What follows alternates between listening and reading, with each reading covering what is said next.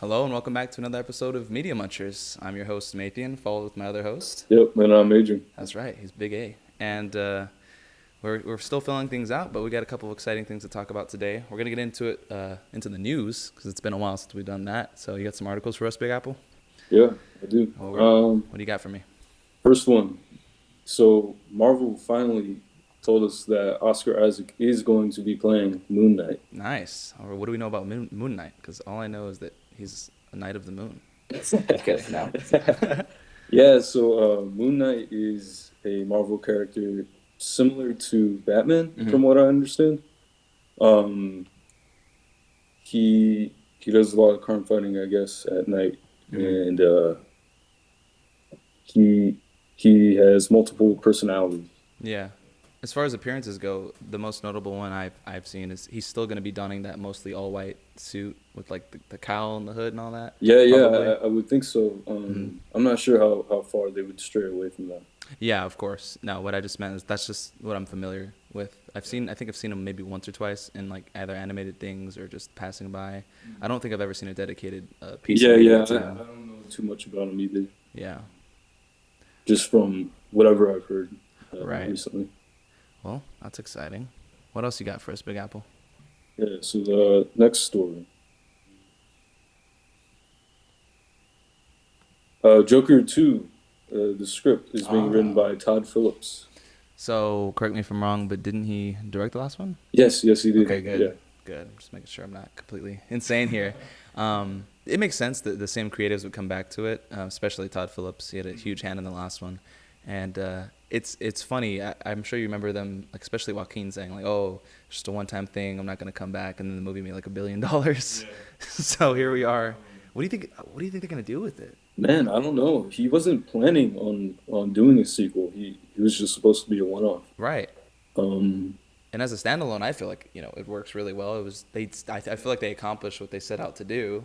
So, I mean, yeah, I'm not sure where it would go. You think they'd introduce Harley Quinn or something like that? I don't know if they did. I would assume it'd have to be a pretty dark and gritty take on her. Because, I mean, when I think of Harley Quinn, like, I've seen the animated show and I've seen what they've done in, like, the Suicide Squad and live action stuff. And she's very, jovial, like, just wisecracker, kind of like a female Deadpool in a way. Yeah. And I don't know.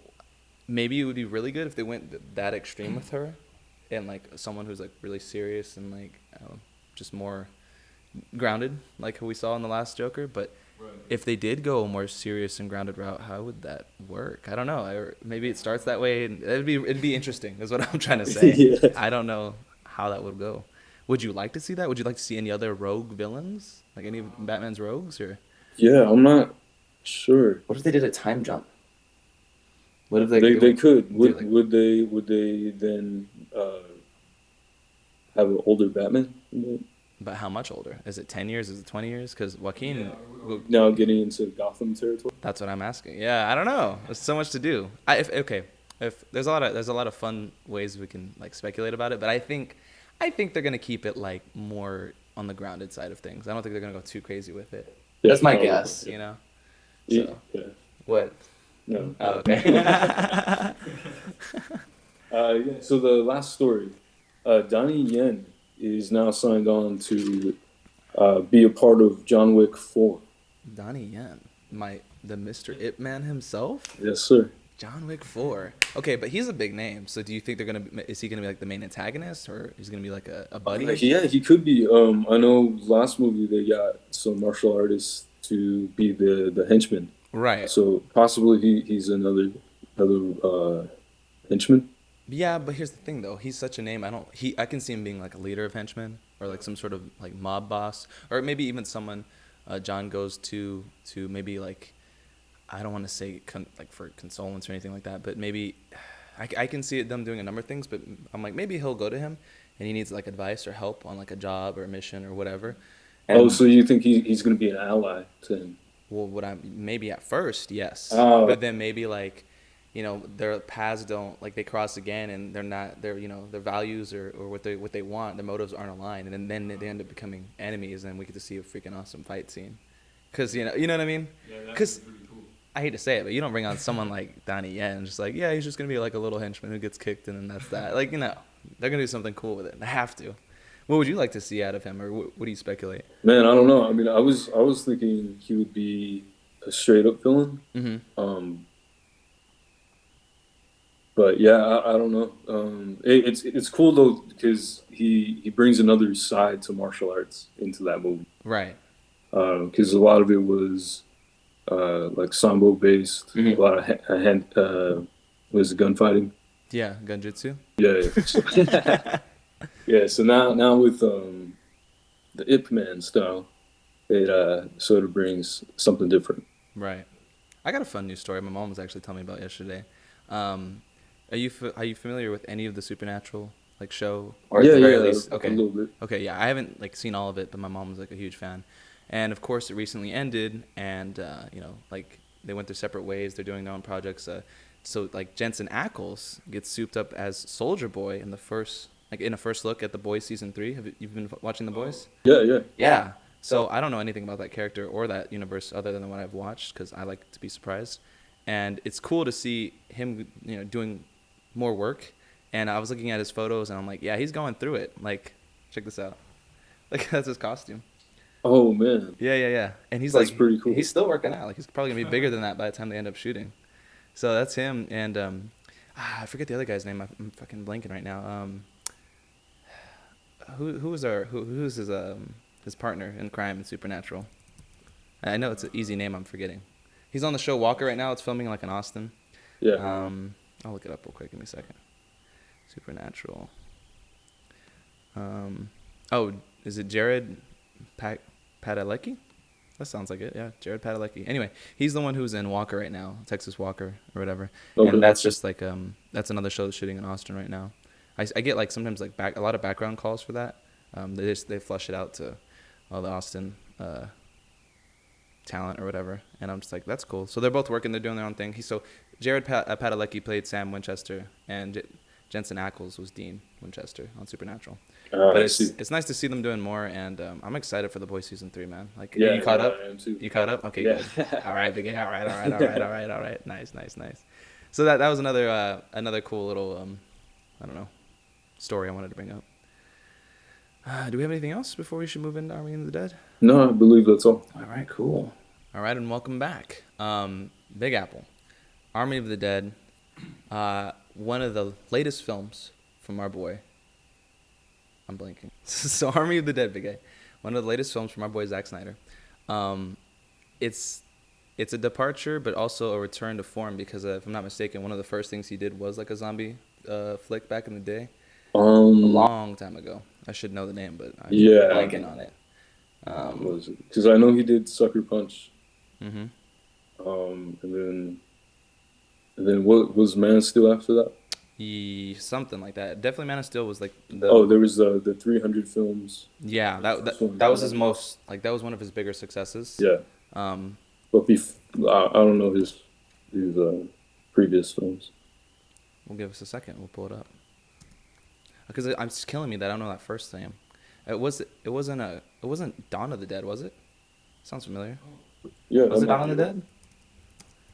Army of the Dead. Is he starting a universe? We'll get into that because I feel like he is. It is Dawn of the Dead, directed by Zack Snyder, 2004. So it was actually a remake of George A. Romero's 1978 horror film Dawn of the Dead. Okay, so yeah, that was a big thing back in the day too. Anyway, I say all this to say that he's kind of returning to form in that he's let's do a zombie flick. And when was the last time you saw a zombie flick? I mean, did you keep up with The Walking Dead? Had a billion seasons. For long. No, I watched the first 3 and that was that. Yeah. But let's get into the actual film, shall we? Army of the Dead opens with a cold open and what feels like it could be a short film all by itself. We see the convoy soldiers, they're transporting a mysterious cargo through the desert, and they have relatable enough dialogue with one speculating, oh, it could be an alien, while his partner just isn't getting the hint. And unbeknownst to them, a recently newlywed roadhead type couple on their way home in the opposite direction. And with what must have been an oral fixation to die for, they end up crashing into each other, and with an explosion that's Michael Bay level, dude. It's even my stepdad was like, was that really as big of an explosion that would really happen from a little car like that? Anyway, all this to say that I feel like none of the soldiers took their job seriously. They weren't listening to any of the warnings from HQ, and they ended up just getting murked by the alpha zombie. And I was like, okay, cool, we got our little setup, awesome. But honestly, arguably, like one of the coolest parts of the film was the opening. I mean, my God, the Army of the Dead opening, the credits, like they tell everything. It's like it's a beautiful, just slow-mo palooza, exposition filled, like look at what happens once all of the zombies spread from that desert to like Las Vegas, and like they're just tearing everything up. It presents all the backstory. We see zombies quickly overrun the town with all the hilarious Vegas tropes. The Elvis impersonators, the pageant queens, the showgirls consuming poor tourists, and all yielding to the growing army of the dead. There was so much in there. Like there was a lot of treats visually in that. I mean, we basically visually saw like Batista's backstory. I can't even say his name. Like Vega, I don't know his name, but the big dude with the chainsaw. Right. We saw his backstory. Right. We saw the love interest. I forget her name as well. It'll come back. But we saw all of that, right? And that to me felt like it could have been a movie all on its own. Like Zack Snyder was taking like big leaps and bounds of the steps. Like he was just skipping all kinds of content to get to the main plot of the movie. Right. But like the film set a really high bar up until that point. Like there was, Zack Snyder in a slow-mo. It was beautiful. There was gorgeous shots, tasteful music, whatever. Yeah. All that was really great. And then to me, I was just like, there was almost too many characters set up at one point. Because I know they had to have, a lot of them had to die. It's a zombie flick, right? Right. But I'm just like, there's too many people to keep tabs on. And you're really only supposed to care about like Batista and his daughter maybe. Mm-hmm. But I don't know. Like up until that point, how did you feel about the film so far? Like were you where I was? Man, I felt like it was a lot. Right. Like just a lot. I mean, the visuals were great, but I feel like overall he probably could have reduced them. Or just tighten it up. Yeah. Like it was just like it kept going and going and going. It was very gratuitous. And I was like, we get it.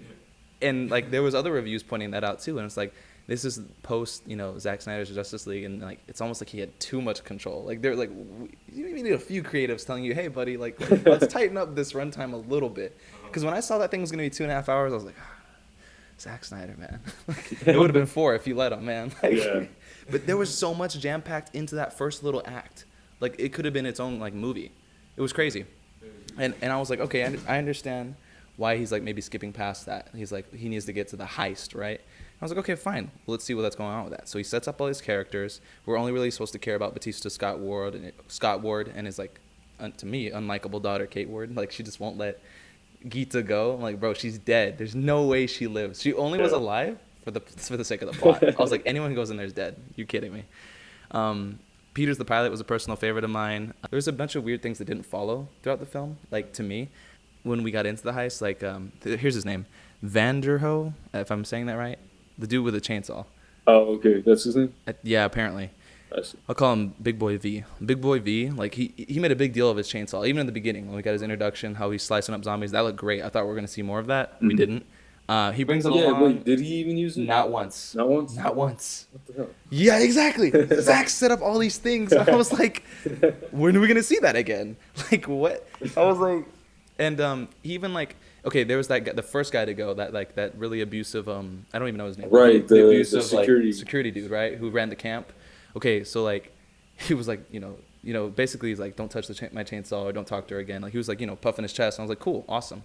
That dude's like the first to die. I'm like, all right, fine, whatever, I guess.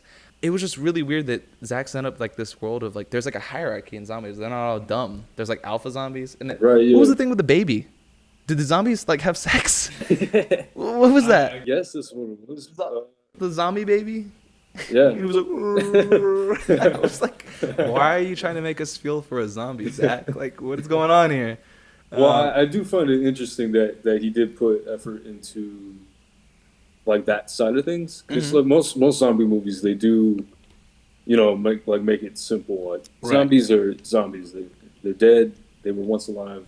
Mm-hmm. And that's it. Yeah. They're monsters now. Sure. But like with this, like it did bring like like they're a little more than just zombies, I guess. Yeah, there's a little bit more to them. Yeah. And I can respect the effort put into that.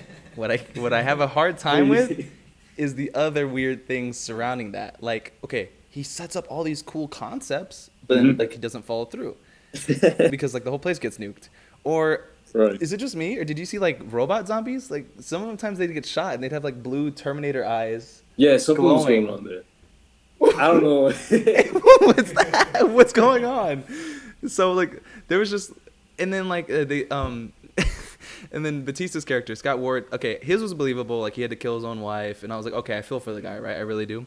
But they didn't do enough setting up. They only spoke about it, but they didn't do enough setting up the like that love relationship with that one girl, and how she's like, I'm gonna go with you. I'm gonna go help you save your daughter. And the door opens. I was like, watch there be a zombie come out. First thing, turns her head 180 degrees, and she's dead. And I was like, what is this? Why set all that up? Like I didn't feel for her. Like I don't know. We didn't have enough time for a lot of characters. Yeah, I felt thrown off throughout the entire movie. Yeah. Another thing that I didn't really buy was I feel like this was just shoehorned in for dramatic effect. I did not buy that helicopter lady like left and then came back just in the nick of time to save them from the nuke. Yeah. I was like, no way. And then yeah, like where'd she go? Like she like flew down and like hovered for a second. She's like, is that what it was? So the whole time she was just hovering? Well, okay, listen. This is what we're supposed to assume. He's like, don't fuck me. And she's like, yeah, hurry up. And then so like we're supposed to assume that they go and try and find like Gita and his daughter and all that. Right. And then she starts to fly away, and then she has a change of heart and comes back with enough time to come back. And like come up and like See, I didn't get that at all. I assumed that was like part of the plan. No. The plan was stay on the roof until we come back so we can all fly out and avoid a nuke together. That was the plan, Big A.